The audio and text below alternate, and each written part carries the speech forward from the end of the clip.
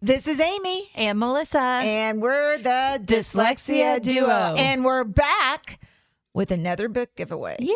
Yay! Just in time for Christmas because we love you, but you have to work for our love. So we have a giveaway for you. I don't think they have to work that hard, Amy. No, it's not that hard, but, interact with our podcast or something. Yes. What you need to do, we have some remainder of the books from IDA that we got to give away. So you need to go to either Facebook or Insta. I've been told it's not IG. Insta, and like the Dyslexia Duo on Facebook or Insta. Review it and share it with your friends on Insta or Facebook. Then you'll want to take a screenshot and email it to us. And Amy, tell them our email address. Well, let's do that. It's the Dyslexia Duo, TheDyslexia @gmail.com. Yes, and we're so excited for you to share this with your friends, with your family, because it is bringing awareness to other people, and it really has spread so much. We have listeners worldwide, so you are helping other people get more awareness about dyslexia and how to help support children who need the support. Okay, awesome. So let's tell them what we got, Vanna. All right. We have Reading Fluency, Understand, Assess, Teach by Jan Hasbrook. All right. We have Undiagnosed, The Ugly Side of Dyslexia by Amir Baraka. Then we have Learning Disabilities, From Identification to Intervention by Jack Fletcher and Reed Lyon, Lynn Fuchs, and Marsha Barnes. And one I keep saying you're going to want to get to kind of be in a guide for a podcast that's coming out in a few weeks, Beneath the Surface of Words, What English Spelling Reveals and Why It Matters by Sue Heglin. Yes, that was such a good podcast. That was a good one. And we were jokingly saying we were having audio issues in that one. So Yeah. you hear some oddities with the audio. That's because we were having all kinds of echoes going on. It wasn't us. It wasn't fun at all. Not fun. Yes. And then we also had Amir Baraka on one of our podcasts. So if you haven't listened to him on our podcast, he was at one of those live IDA podcasts that you might want to listen to and hear a little bit about his story. Yeah, absolutely. So don't forget to like, share, review, and screenshot and email it to us. So this is Amy and Melissa. And we're the Dyslexia Duo. Signing off. Bye. Bye. Hey, Amy. Hey, Melissa. I really enjoyed our time today with our guest, Nikki Winter. Oh, yeah. She's amazing. Yes. So I have to really just toot my own horn because I happen to be a friend of hers. Lucky. And a former coworker. I am so proud to know her as she has created this interactive approach to building self-esteem, and it's called Brilliant Strengths. Well, I think I'm a new friend for her Yes. now because we met in a totally different place, but it was just in the last few weeks. But Nikki has used her training as a teacher, as a certified academic language therapist, and diagnostician to develop a program to help children make connections with skills they're gaining while going through the learning process. Yeah. And honestly, she was even talking about that this is something that people can use at home with their children. Teachers can use it in their classroom. Counselors use this. So without giving too much information, we need to pass this on to you guys so that you can learn from Nikki Winter and enjoy what she has to say. Y'all enjoy this podcast. Thanks. Thanks. Bye-bye. Hi, this is Amy. And Melissa. We are a couple of retired Texas teachers who are CALTs, Certified Academic Language Therapists. We started our own businesses, and now we have a podcast called The Dyslexia Duo. So join us for our informative podcast where we'll delve into dyslexia, covering the topics that affect parents, therapists, teachers, practitioners, and anyone who wants to learn more. We'll guide you through everything you need to know, from the first signs to the intricacies of dyslexia curriculum placement and beyond. This season, we will cover the referral process, what to expect when your child or student is dyslexic, the generational impacts of dyslexia, and how to support those affected. Come join us.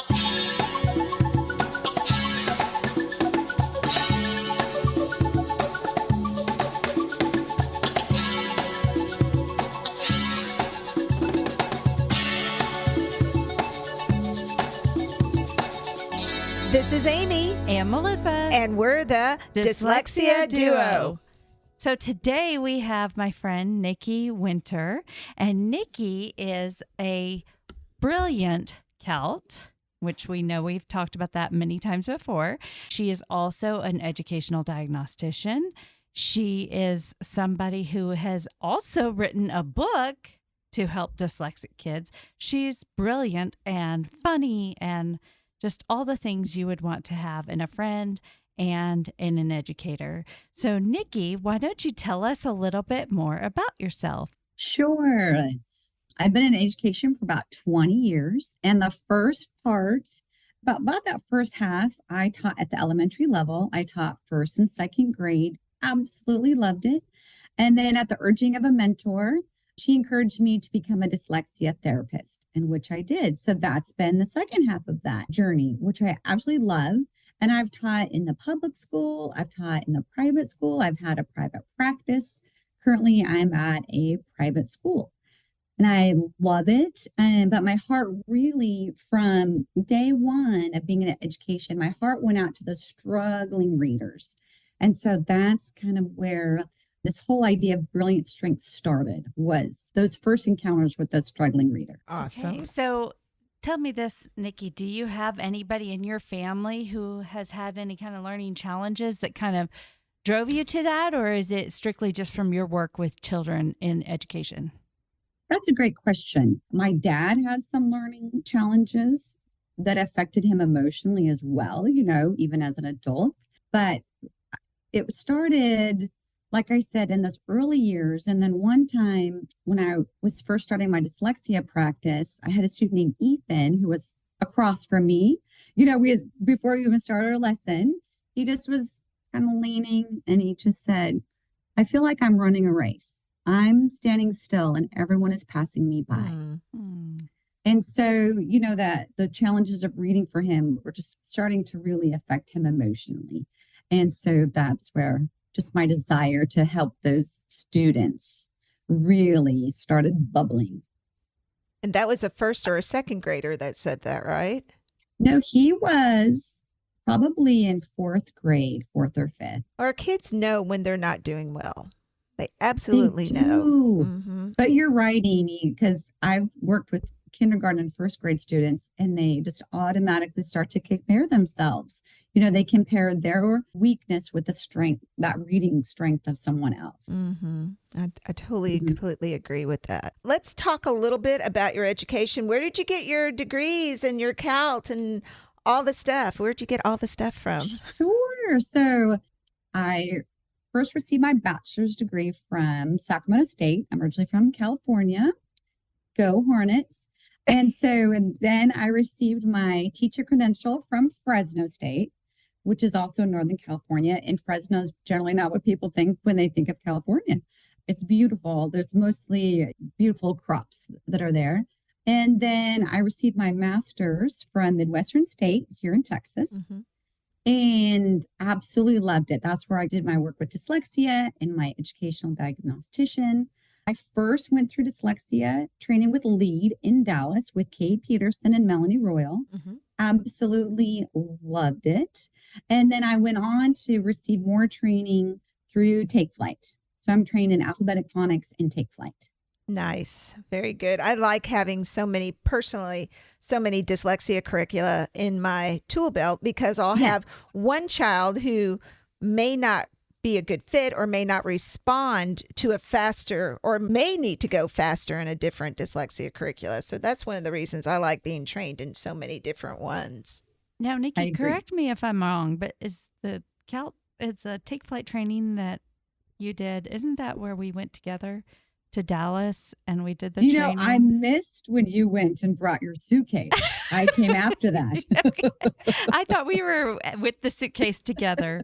So, Amy, we went to training through our school district. Yeah. And our supervisor had told us we need to bring every material ever known to man and Take Flight, because our school district had it. She was told that we needed to have all these materials. So we packed up all of our materials I put mine in a suitcase. I literally had a rolling suitcase. I rolled up to training at Take Flight, unzipped it, got all the materials out if I thought I needed them. As it turns out, they provided the materials. Yeah. So I didn't need that. Funny. But it was a very funny thing. We laughed about it. I was trucking along. You know how Scottish Rite is. Yeah. Trucking along with my wheeled suitcase like I was going through the airport, ready to go to work. You know what? It is a hospital, so it's probably not too out of the ordinary to I see hope people so, with Amy. suitcases. That's I hope funny. so. They might be laughing about me still. Maybe that's maybe Karen will talk about that if we ever get to have her on the show. There you go. So what made you choose to go get your diagnostician training and certification? That's a great question. So the same mentor who encouraged me to become a dyslexia therapist also encouraged me to get my diagnostician at the same time, which sounded great. But when you're doing everything at once, you're like, "Whoa." But I absolutely loved that I got it because, as a teacher, I had glasses to see my students' strengths and weaknesses. As a calc, you kind of have the magnifying glass, and then at the diag, you've got the microscope. Yeah, Oh. I like So that. I love it because behind being a diag is, you already know, it's that pattern of strengths and weaknesses, right? Seeing that pattern. But then what I love too, since I was trained to be a diag, I had to give the Woodcock-Johnson, I had to give the Wechsler. And so when I get reports about my students, I know the tests that were given. So it just broadens my understanding of their strengths and weaknesses and how to better meet their needs when we're having our class together. And I think that's such a crucial piece. I know back when I was trained, I'm not a diagnostician, but I'm trained on all those B-level assessments, the CTOP, the GORT, the TWS, the Tower, all those, Woodcock, all of it. And I think it's crucial. I remember when I was in a district and they go, we're going to have somebody else assess these students. And I was like, thank you, but no, because I really want to see firsthand where their strengths and weaknesses are before I potentially start with this student. I feel like it was such a relationship making piece too. They saw me before we started together. Yes, and it's nice too because then you see that one-on-one, their responses and how they're replying to things. And I think on the flip side, when you work with a diag, when you have that working relationship, it is nice to say, hey, can you tell me about this subtest that you took with that? And I think that can be really helpful. Absolutely. I completely agree. So let's talk about, you said you were in school, you were in public ed and then private ed. You said public ed for 10 years and private education. You're still in it, right? I'm still in it. So really the first 10 or so years was all in public school. And then the last 10 I've done, like I said, part in the public school. And that's where I got to meet Melissa, which was awesome. Yes, that was and then the private school. When I was going through my dyslexia hours, because we need 700, that's when I had a private practice in my home and I served homeschool kids.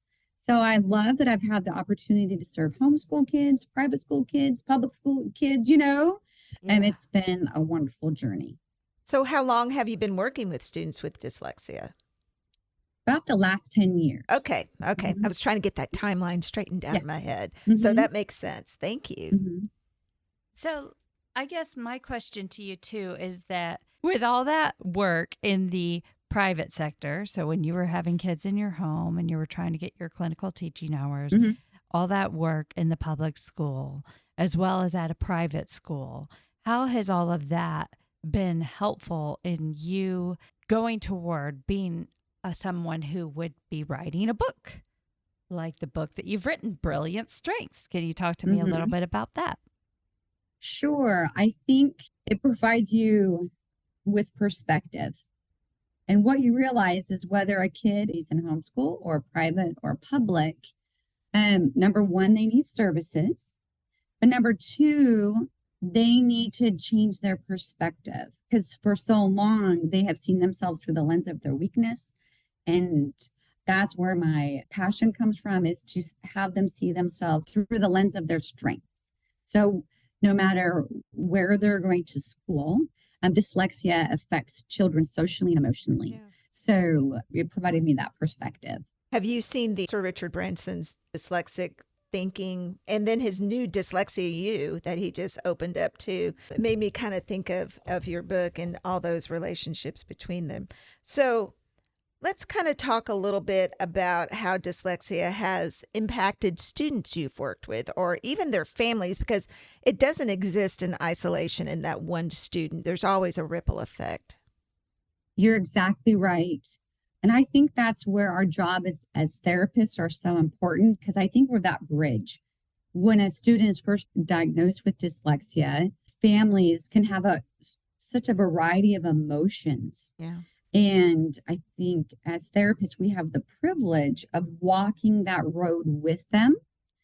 And we get to provide tools for them, whether we're recommending them to go, oh, if you go to the IDA website, there's a whole section on fact sheets, or understanding or about dyslexia by Priscilla Bell, whatever we're referring them to.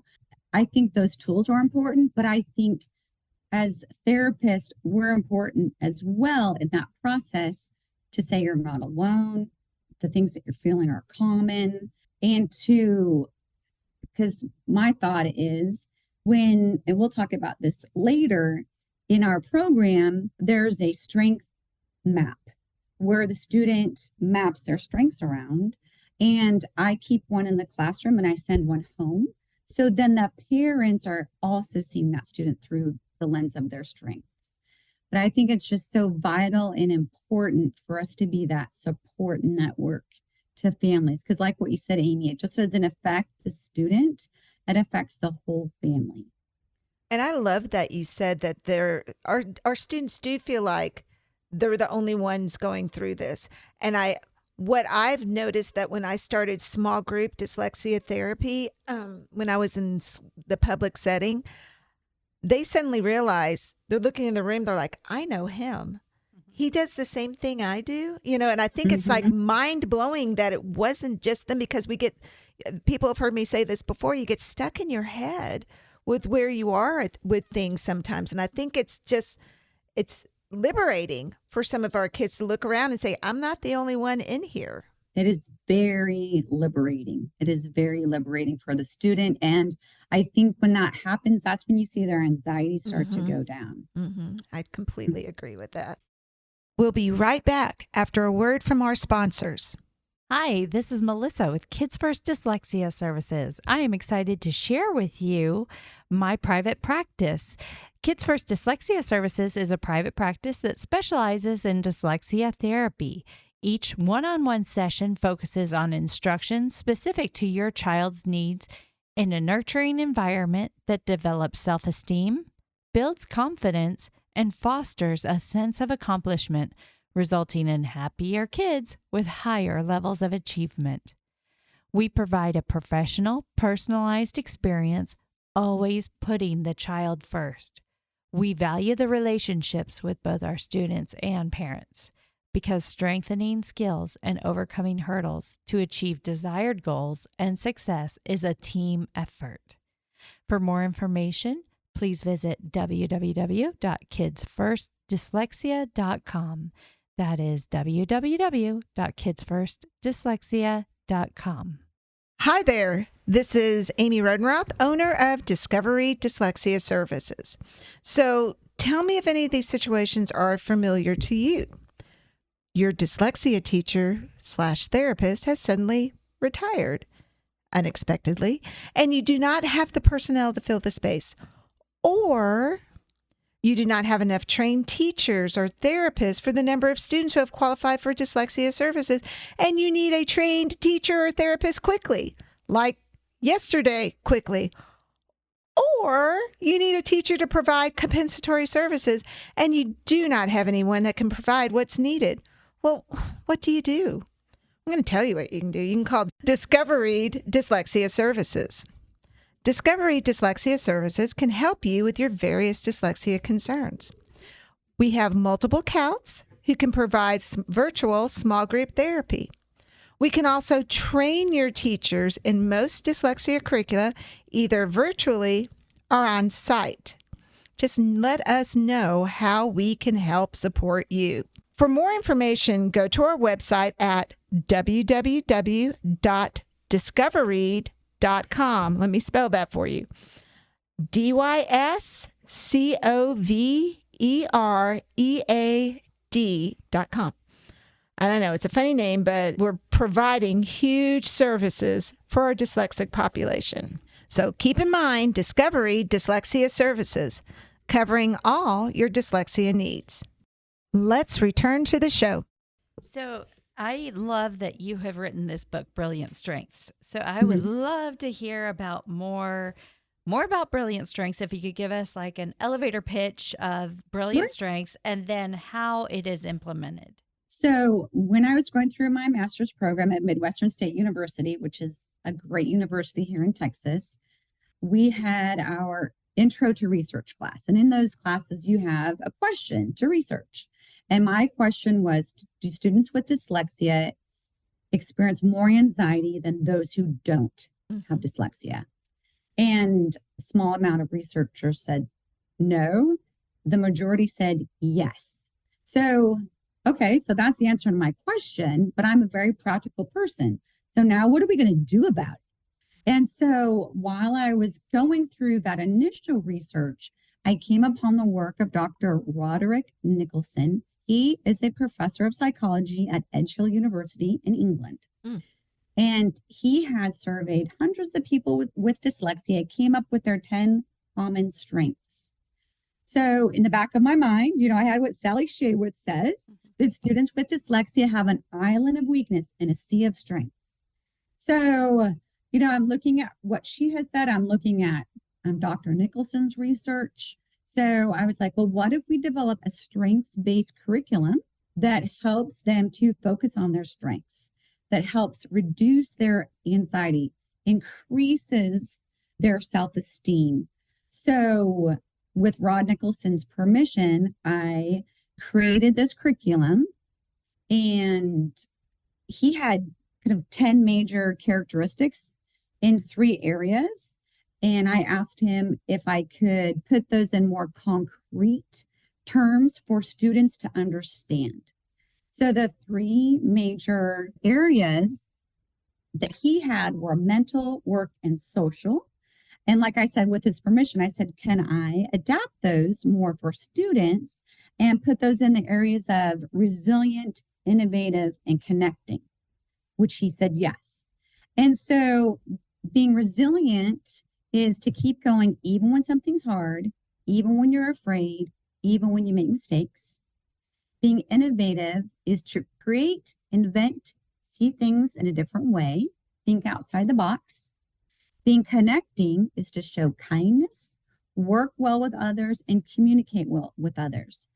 And those can be somewhat abstract to students. So that's when I called on a colleague of mine, Paul Trudeau, and he is an artist who has dyslexia. And I said, I would like to put these character traits into a character. And so that's how we got Rosie the Resilient. That is this, guinea pig going up the mountain, Ivan the Innovator, and Carl the Connector. And the neat thing about it is immediately the students connect with those characters. So, Amy, just like what you talked about, I was doing a group setting teaching, and one of the students, in our program, we teach cursive. So we were doing the cursive F, which can be a little tricky. And so one of the students was having some challenges, and his friend next to him goes, you know what? You're being just like Rosie, and you're not giving it up. And then students will be like, students who love to invent, whether they're doing with duct tape or Legos or paint, they'll be like, I am just like Ivan, So that is the beauty of it, is like what you mentioned earlier, is their perspective is changing. They see other people like them, and it starts that strength snowball rolling, and that's the beauty of it. So, I love how all of our education, it's intertwined in all that we do. So even when I was going through my teaching credential program, I took a class on children's literature. And it was a night class and on one of the nights they talked about bibliotherapy and using books as therapy for kids. So when I was putting this strengths program together, I thought, okay, well, what if we have a children's book that focuses on that strength? We record how that student demonstrates it, and then we read about an inspirational person with dyslexia. Oh, I love it. Okay. And so that is how the program works. So, for example, when we start, the first section of lessons is on being resilient. So we read the book Bubblegum Brain by Julia Cook. That's phenomenal. It's one of my students' favorites. And it's about the power of yet and the power of learning by making mistakes.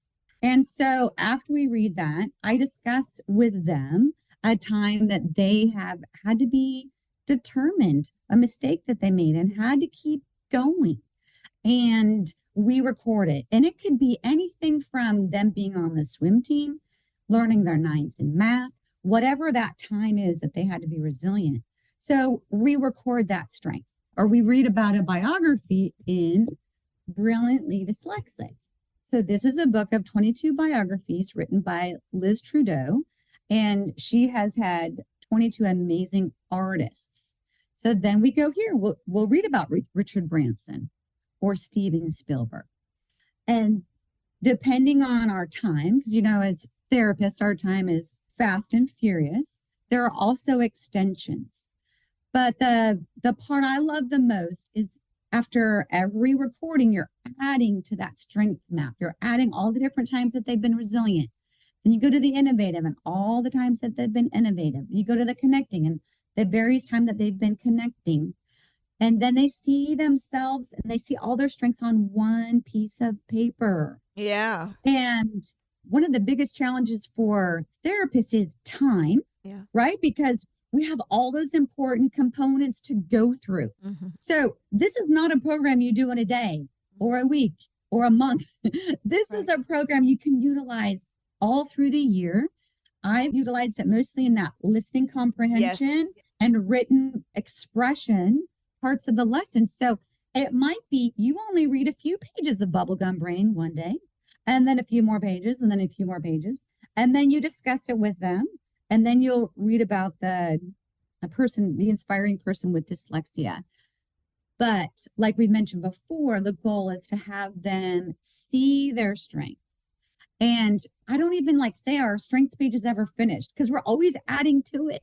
Even when we finish the program, right? I put a color copy up on the wall in my room, and then I send a color copy home. So parents keep adding to it at home. And then I keep adding to it at school because teachers will walk by and they'd be like, oh my word, did you see her in that play, yesterday? Or that word problem, he just rocked it. He was using resilience. And so we just keep adding to that because these are lessons that are lifelong. The goal is just to stop a program. These are lessons and traits that we want them to carry on through high school and college and beyond. Yeah, because they need to make that connection. One of the things I tell trainees that I'm going through a curriculum training is that our students have to make a connection with what they're learning. They have to take ownership. And this is how more personal can it get when you're talking about your own personal strengths and weaknesses. And if you're old school, if you're doing alphabetic phonics or MTA or situation learning, it could be part of that language awareness. It could be part, like you said, verbal expression or even listening comprehension. All of that could feed into those lesson cycle pieces like that. I love that. Thank you. And I'm always looking for something to talk about with my trainees. What else can you do in these areas? Love it. What I also love about this, Nikki, is that kids who are coming to therapy don't see that what they're doing with us is them being resilient. They don't necessarily see that. Absolutely. You're putting in the mental effort. You are doing all of the work. You're doing everything right. They don't see that They don't own that.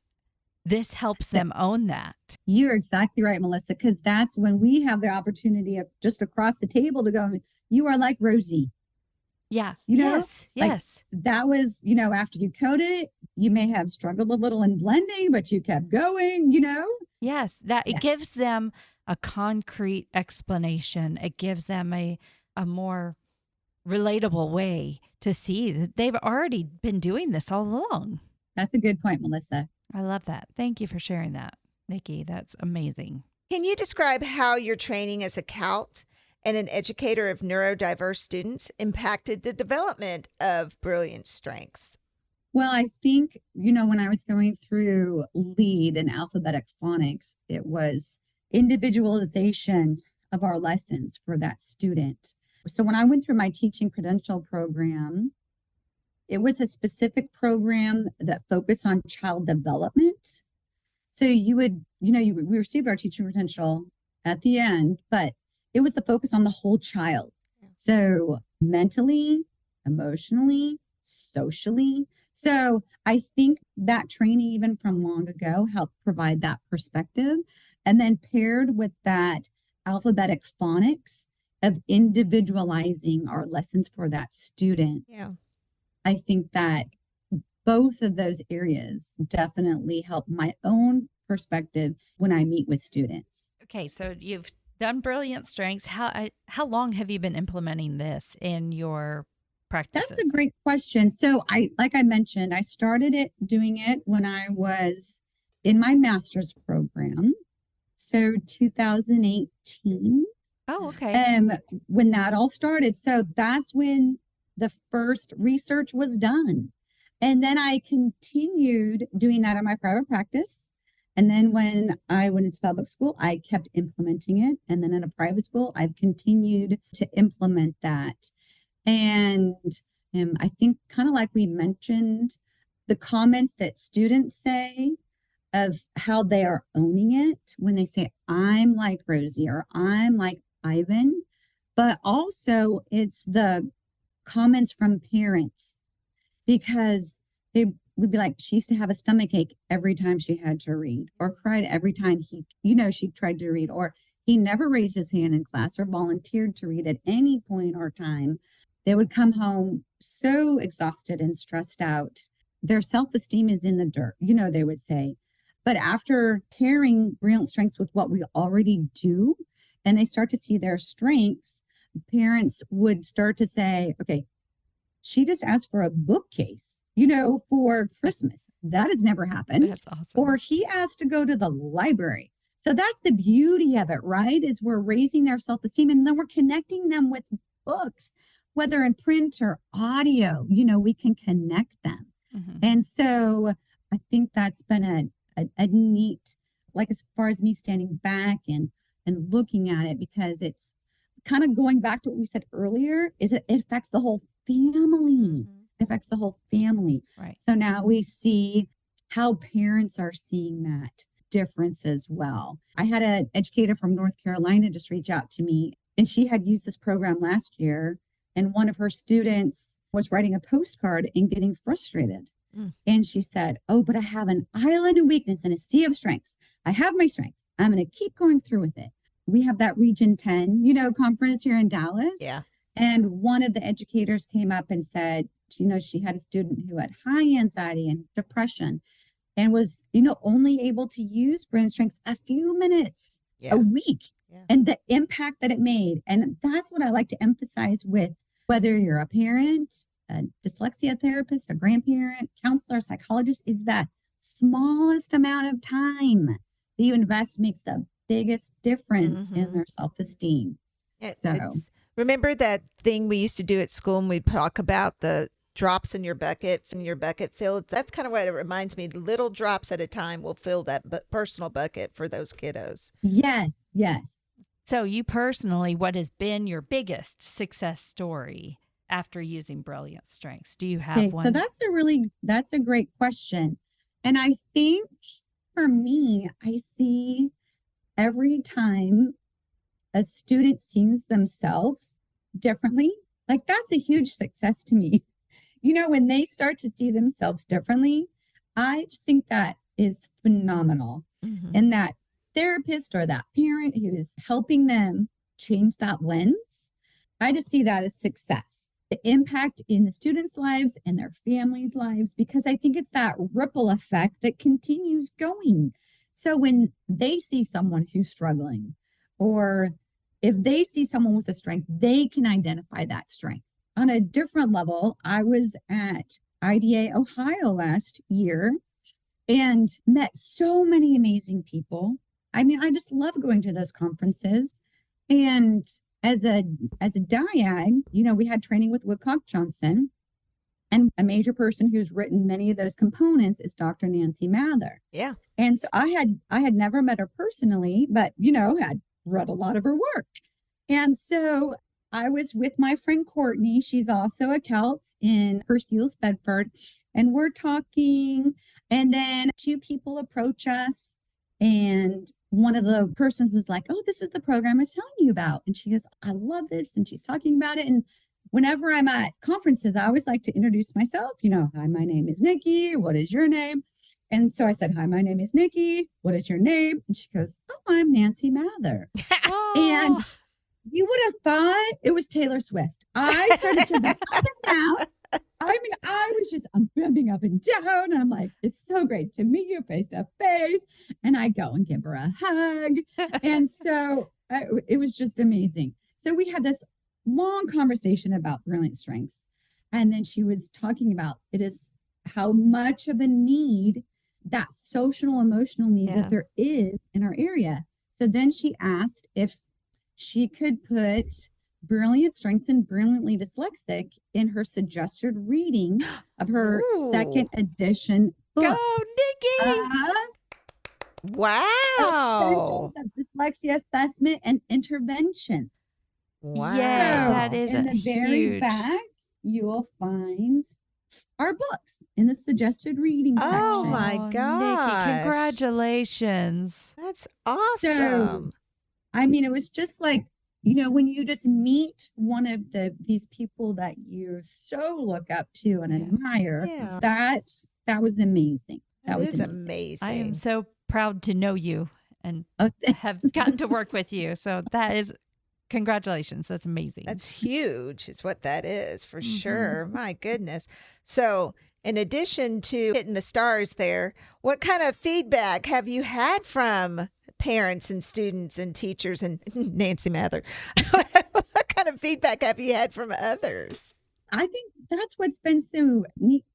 Because I've done conferences here in Texas, and then when you go to the international ones, obviously you have people from all around who come. And so, there's a therapist in Illinois who did a whole summer program on using brilliant strengths, or people in Florida or North Carolina or California or Oregon. So I think just hearing that impact. And what's interesting is not just from therapists, but counselors. So counselors are starting to use it in the big classroom settings because they kept saying, "You know what? All kids should know what their strengths are." Yeah. So they've started incorporating it. Psychologists have started to incorporate it as well because many of them have students with dyslexia. So they have started to incorporate it and implement it during their sessions. So it sounds like it's taken a ripple effect of its own across the nation. I was going to say, what an impact you've created. What a conversation you've started. This completes part 1 of our conversation with Brilliant Strengths author Nikki Winter. Join us next week for the conclusion to this interview. Thanks so much for listening. Bye. The Dyslexia Duo podcast hosts are Amy Rodenroth, Melissa Dean. Our producer is Greg Rodenroth. You can find us on Facebook at The Dyslexia Duo. Email us any questions or comments at thedyslexiaduo@gmail.com. Awareness is so important. Share this podcast with your friends, family, and teachers. Thanks for joining us. Bye.